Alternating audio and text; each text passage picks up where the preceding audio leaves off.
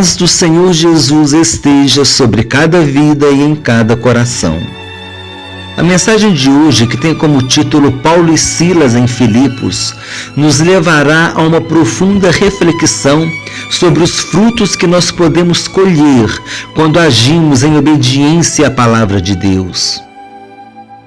O texto base para esta mensagem se encontra no capítulo 16 do livro de Atos dos Apóstolos, dos versículos 27 ao 34. O texto bíblico diz assim: O carcereiro despertou do sono e, vendo abertas as portas do cárcere, puxando da espada, ia suicidar-se, supondo que os presos tivessem fugido. Mas Paulo bradou em alta voz: Não te faças nenhum mal, que todos aqui estamos. Então o carcereiro, tendo pedido uma luz, entrou precipitadamente e, trêmulo, prostrou-se diante de Paulo e Silas.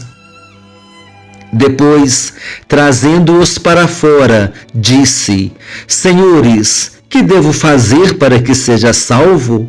Responderam-lhe: Crê no Senhor Jesus e serás salvo tu e tua casa. E lhe pregaram a palavra de Deus e a todos os de sua casa. Naquela mesma hora da noite, cuidando deles, lavou-lhes os vergões dos açoites. A seguir, foi ele batizado e todos os seus. Então, levando-os para sua própria casa, lhes pôs à mesa, e com todos os seus manifestava grande alegria por terem crido em Deus. Antes de iniciarmos a mensagem, é importante que façamos uma contextualização para entendermos o momento no qual o carcereiro de Filipos e sua família tiveram essa experiência com Deus. A conversão do carcereiro de Filipos aconteceu na segunda viagem missionária de Paulo. Paulo e Barnabé foram separados por Deus para a realização da primeira viagem missionária e então eles passaram por diversas cidades pregando o Evangelho. No livro de Atos, capítulo 15, versículo 36, nós vemos que Paulo chamou a Barnabé para realizarem a segunda viagem missionária a fim de visitarem os irmãos das cidades por onde tinham anunciado a palavra. Durante a primeira viagem missionária, João Marcos tinha deixado Paulo e Barnabé na Panfilha e os dois ficaram sozinhos. Por causa disso, Paulo não queria que João Marcos fosse a segunda viagem, mas Barnabé queria que ele fosse. Como não chegaram a um acordo, Barnabé e Marcos navegaram para Chipre. Paulo, no entanto, convidou Silas para a sua segunda viagem missionária. Quando chegaram a Derbe e Listra, lugares que tinham sido visitados na primeira viagem missionária, Paulo encontrou um discípulo chamado Timóteo, que se uniu a ele e a Silas e seguiram o seu caminho. Durante a viagem, Paulo orientava os irmãos a respeito das decisões tomadas pelos apóstolos em Jerusalém, conforme podemos ver no capítulo 15 de Atos, esclarecendo que não seria necessária a circuncisão, mas que os cristãos gentios se abstivessem das contaminações dos ídolos, bem como das relações sexuais ilícitas, da carne de animais sufocados e do sangue. Dessa forma, as igrejas eram fortalecidas na fé e dia a dia aumentavam em número. Quando Paulo, Silas e Timóteo percorreram a região frígio-gálata, foram impedidos pelo Espírito Santo de irem pregar o Evangelho na Ásia. Tentaram ir para uma região chamada Bitínia, mas o Espírito de Jesus não o permitiu. Então desceram a Troade. Em Troade, Lucas, o médico amado e escritor do Evangelho de Lucas e de Atos dos Apóstolos, se uniu a Paulo, Silas e Timóteo. Em Atos capítulo 16, versículo 9, Paulo teve a visão de um varão macedônio que pedia que eles fossem à Macedônia para ajudá-los. Então Paulo entendeu que a Macedônia seria o destino da viagem e não a Ásia, como tinham pensado anteriormente. Quando chegaram a Filipos, não encontraram ali nenhuma sinagoga. Filipos era uma importante cidade grega que estava sob o domínio do Império Romano. Era também uma colônia de Roma. As colônias romanas eram cidades que gozavam de privilégios especiais e necessitavam ter toda a infraestrutura necessária para ter um governo local. Muitos dos habitantes de Filipos eram soldados romanos aposentados. A razão de não haver sinagoga em Filipos era provavelmente porque os judeus não aceitavam reconhecer o imperador romano como senhor. Os romanos permitiam que os povos conquistados cultuassem aos seus deuses, mas para gozar dessa liberdade, eles teriam que reconhecer o imperador como senhor, e os judeus não aceitavam isso. Essa também foi a razão pela qual os cristãos também sofreram perseguições durante os 4 primeiros séculos do cristianismo. Assim como os judeus, os cristãos também não aceitavam reconhecer o imperador como Senhor, porque para eles somente Jesus Cristo era o Senhor. Associado a isso, havia o fato de o cristianismo crescer por causa da conversão de várias pessoas. Quando elas se convertiam, também deixavam de reconhecer o imperador como Senhor. Isso era considerado uma ofensa contra o Estado e contra o imperador, caracterizando-se como desobediência às leis, o que justificava a perseguição e até mesmo a condenação à morte. Voltando ao texto, mesmo não tendo uma sinagoga para se reunirem, Paulo e seus companheiros foram à margem do rio e pregavam a palavra para as mulheres que se aproximavam. Dentre elas estava Lídia, uma vendedora de púrpura. O texto bíblico diz que enquanto Paulo pregava, Deus abria o coração de Lídia para as coisas que Paulo dizia. Posteriormente, Lídia levou os missionários até a sua casa e ali os seus familiares ouviram a palavra de Deus e foram batizados. Paulo, Silas, Timóteo e Lucas continuavam o trabalho missionário naquela cidade. Durante muitos dias, uma jovem possessa de um espírito adivinhador gritava em alta voz a fim de que todos ouvissem. Ela dizia: estes homens são servos do Deus Altíssimo e vos anunciam o caminho da salvação. É interessante observarmos aqui que quando o espírito adivinhador falava em alta voz que aqueles homens eram servos de Deus, ele não estava manifestando qualquer tipo de reconhecimento. Sua estratégia tinha como objetivo desviar a atenção de todos os que estavam ouvindo a Paulo e a Silas, e além disso, queria trazer confusão e tumulto, perturbando o trabalho missionário. Também tinha como objetivo atrair todos aqueles que se opunham ao trabalho evangelístico, colocando em evidência que Paulo e Silas traziam a mensagem da salvação no Senhor Jesus. Paulo, percebendo que a situação se repetia há vários dias, disse ao Espírito: em nome de Jesus Cristo eu te mando, retira-te dela. E ele na mesma hora saiu. Quando os senhores da jovem escrava que estava com o espírito adivinhador perceberam que a esperança do lucro tinha cessado, porque a mulher não mais poderia fazer previsões e adivinhações, agarraram a Paulo e Silas e os arrastaram até a praça, à presença das autoridades.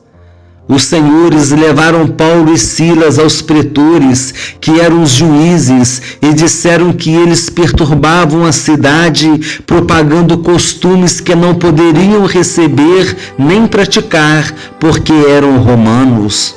Eles também incitaram a multidão contra Paulo e Silas, a tal ponto de terem as roupas rasgadas pelos juízes, que ordenaram que eles fossem açoitados e posteriormente foram levados à prisão.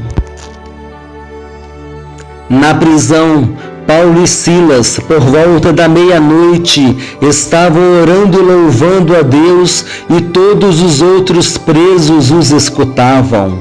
De repente sobreveio tamanho terremoto que sacudiu os alicerces da prisão. Todas as portas foram abertas e as cadeias de todos os prisioneiros se soltaram.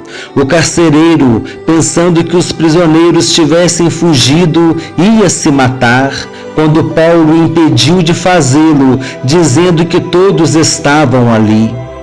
Pela lei romana, o responsável pela segurança do prisioneiro seria punido caso ele fugisse.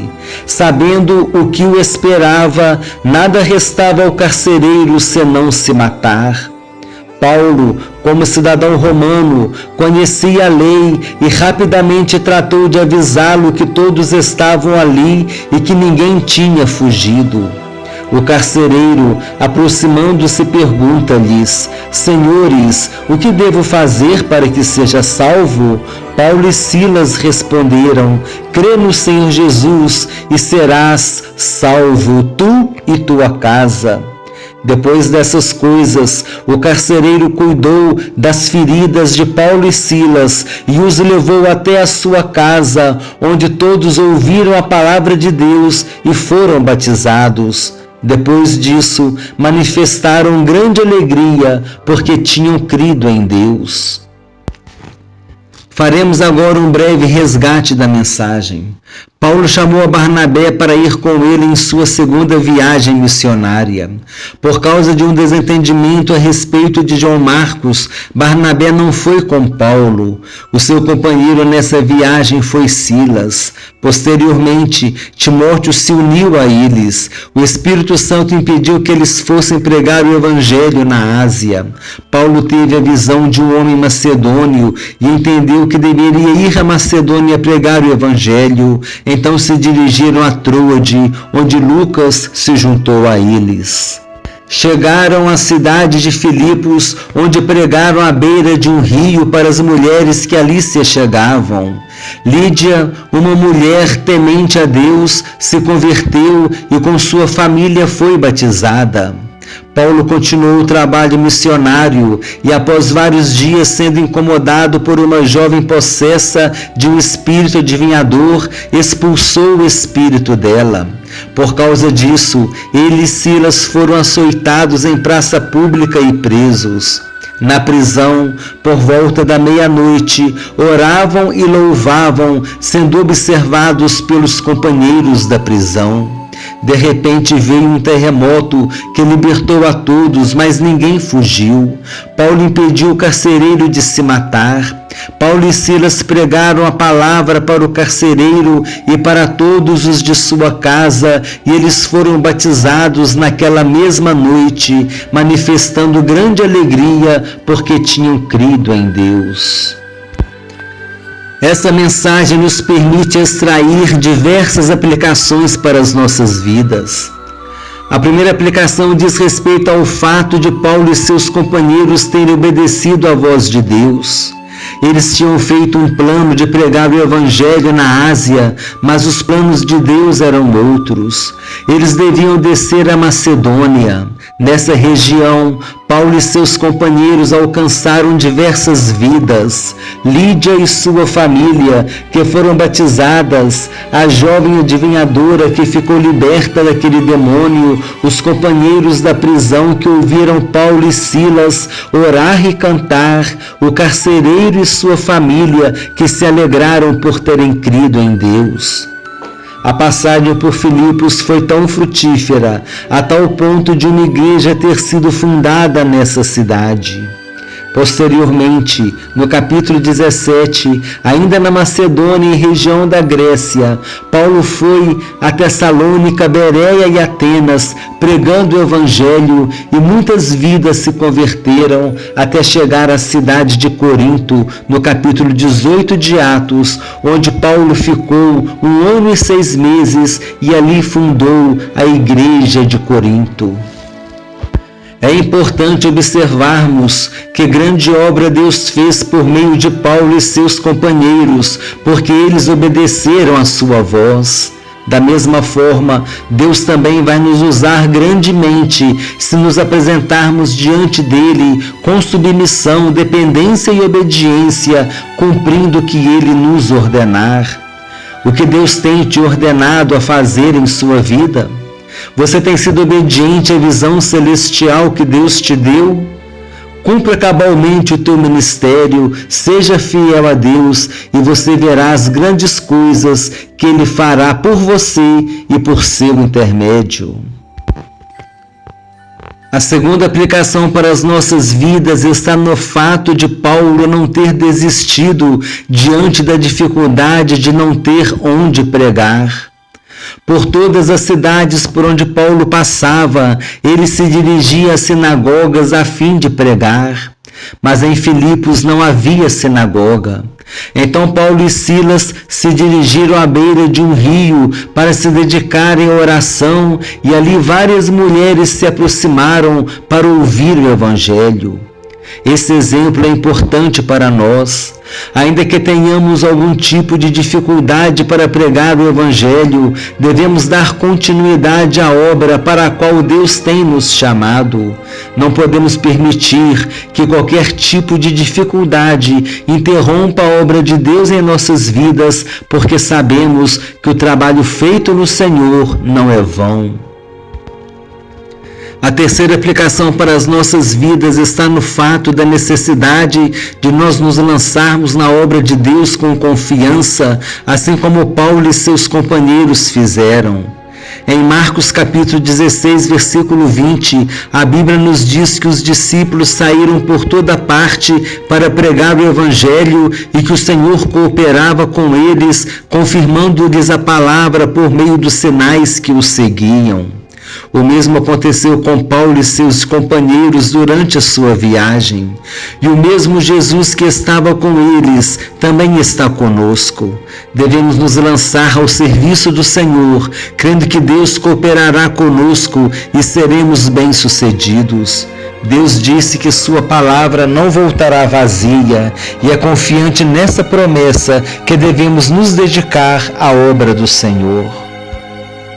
A quarta aplicação está no fato de nós termos que tomar cuidado com os elogios.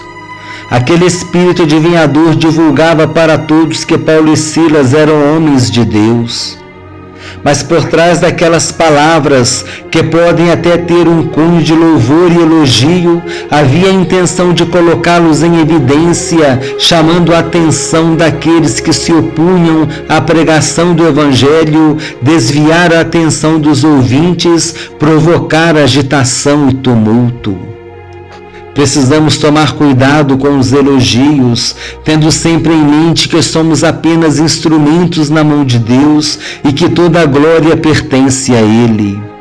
Devemos ter em nossos corações o mesmo entendimento de João Batista, quando ele disse: importa que ele cresça e eu diminua. João Batista estava se referindo a Jesus. A quinta aplicação para as nossas vidas está no fato de aprendermos com Paulo e Silas que devemos orar e cantar louvores em qualquer situação. Paulo e Silas tinham sido presos e açoitados. Eles estavam presos no tronco. O tronco era um instrumento de prisão e tortura utilizado pelos romanos.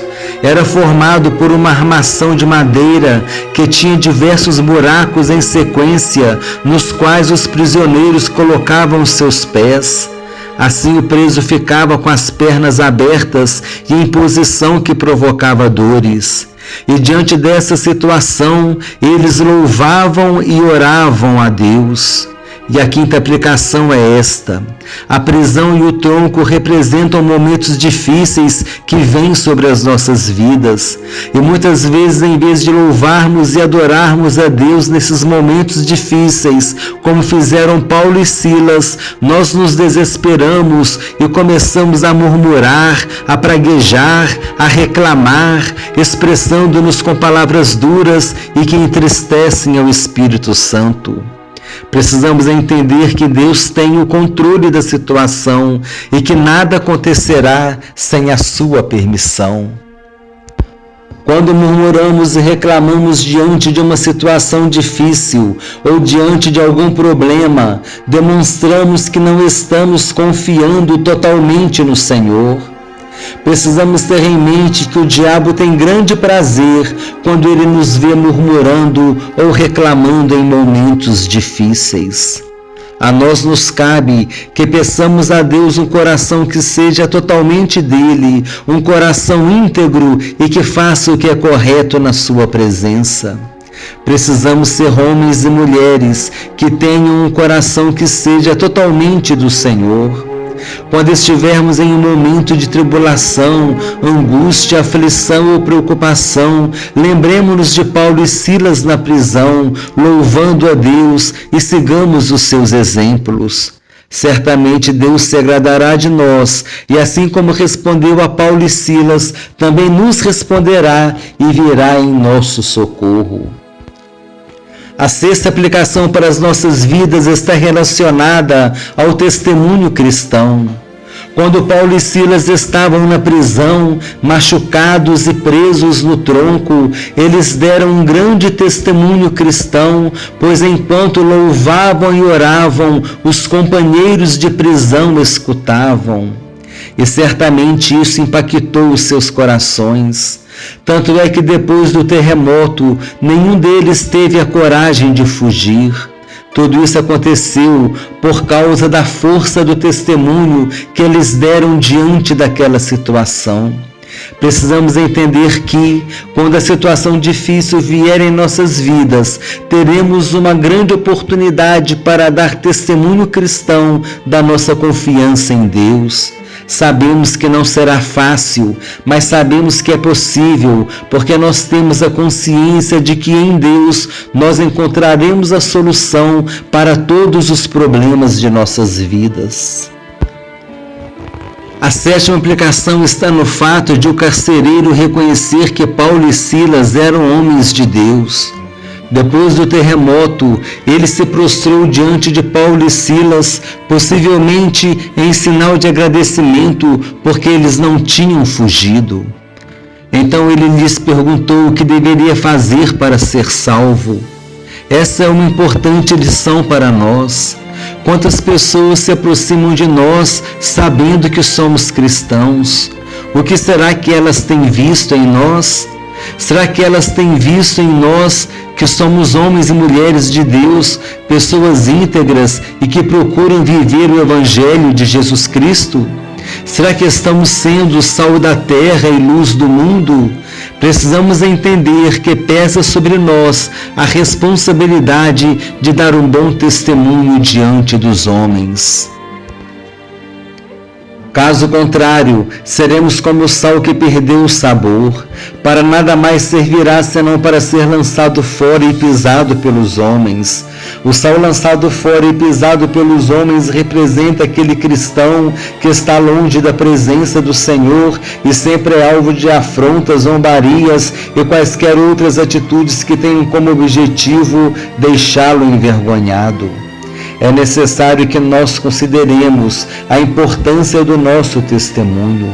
Paulo nos ensina que nós somos a carta que é lida por todos. Se nós estivermos falhando em nosso testemunho, estamos também sendo pedras de tropeço na vida de muitos que poderiam ir para a presença de Deus. Precisamos fazer essa reflexão e, se estivermos falhando nisso, devemos pedir ajuda a Deus para vivermos uma vida que engrandeça o seu nome. Concluindo a mensagem, é necessário que refletamos a respeito do poder que o Evangelho tem para transformar vidas. Mas para que nós possamos levar essa mensagem transformadora, é necessário que primeiro o Evangelho tenha transformado as nossas vidas. Devemos deixar que o Evangelho faça de nós pessoas melhores. Somente poderemos falar da transformação de vida por meio do Evangelho, se nós tivermos experimentado essa transformação. Somente poderemos falar que o Evangelho é o poder de Deus para a salvação de todo aquele que crê, se nós tivermos sido salvos pelo poder do Evangelho. Façamos essa reflexão. Deus tem nos chamado para uma grande obra, mas é necessário que nós nos apresentemos aprovados para toda boa obra do Senhor. Desejo que Deus abençoe a todos abundantemente, em nome do Senhor Jesus, e que essa mensagem continue falando aos nossos corações pelo poder do Espírito Santo.